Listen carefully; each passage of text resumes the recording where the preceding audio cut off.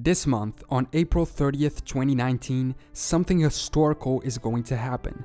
The Japanese Emperor Akihito will abdicate. His son, Crown Prince Naruhito, will take the throne. Since the Meiji era began in 1868, a provision states that in order to prevent dual authority, an emperor must die before an heir succeeds to the throne. This will be the first time in modern Japanese history that the new and former emperors are alive at the same time. At 85 years old, the emperor states his old age makes it increasingly difficult for him to fulfill his responsibilities, and so the Japanese parliament have approved a bill permitting him to step down.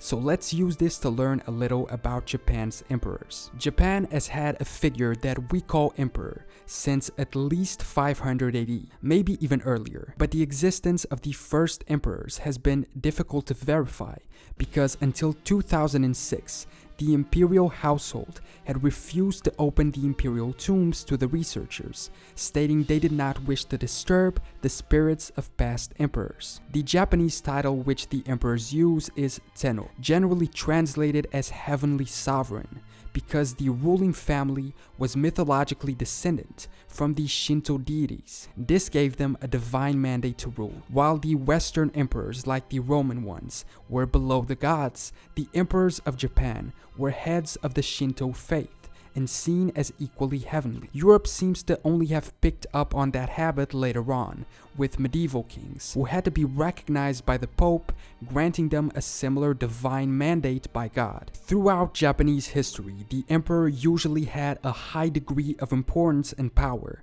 However, at some points, its rule was more similar to what it is today, of a mere figurehead and spiritual leader. From 1192 to 1867, sovereignty of the state was exercised by the shoguns, these sort of military leaders. In fact, when Portuguese explorers first came into contact with the Japanese in 1543, they described the emperor with great symbolic authority but little political power, comparing him to the Pope and the shoguns to European kings. It was only in the late 1800s, with the Meiji Restoration, that the emperor regained his political power. The United States forcibly opened Japan to foreign trade, and the shogunate proved incapable of stopping the foreign influence. And so, the emperor began to assert himself politically again, dissolving the shogunate in 1868 and taking on the role of head of the empire, with the power to make and apply laws and control the army and navy. Before the Restoration, for nearly 11 centuries,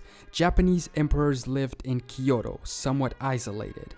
But since retaking political power, the Imperial Palace has been located on the former site of Edo Castle in the heart of Tokyo. And this has been the residence of the current emperor, Akihito, who is the son of Hirohito, the Japanese emperor which ruled the nation during World War II. During World War II, the role of the emperor as religious leader was exalted, treating him as a living god. But Japan was one of the losing powers, so after the end of the war, the governing body of Japan was deposed, and the political power of the emperor was removed. The terms of Japanese surrender by the US state that it must remove for all time the authority and influence of those who have deceived and misled the people of Japan into embarking on a world conquest. But the US occupying force did not want to remove all power from the emperor because they believed that the Japanese would not accept a foreign power abolishing their religious leader. So they created the Shinto Directive,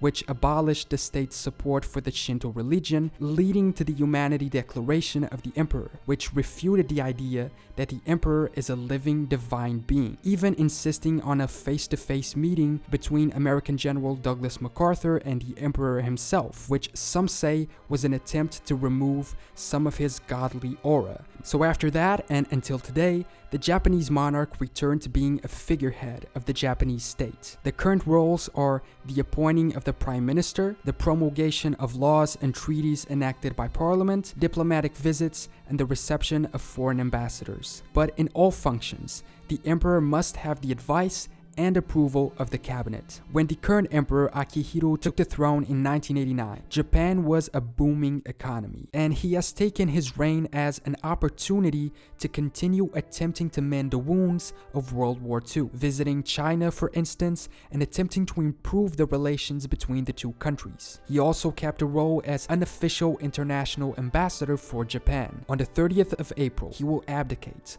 although retaining his imperial status and still being referred to as His Majesty, but ceasing to perform official duties. And then his son Naruhito will become emperor. Every emperor's reign has a name, which is used alongside the Western calendar to count years. The current emperor's era was called Heisei, meaning achieving peace, and the new emperor's era will be called Reiwa, meaning order and harmony, the two words which will define this new time for Japan. Thanks for watching the video. Remember to subscribe and leave a comment below. I know I went over 5 minutes, but I just had a lot to say. I will see you in the next video.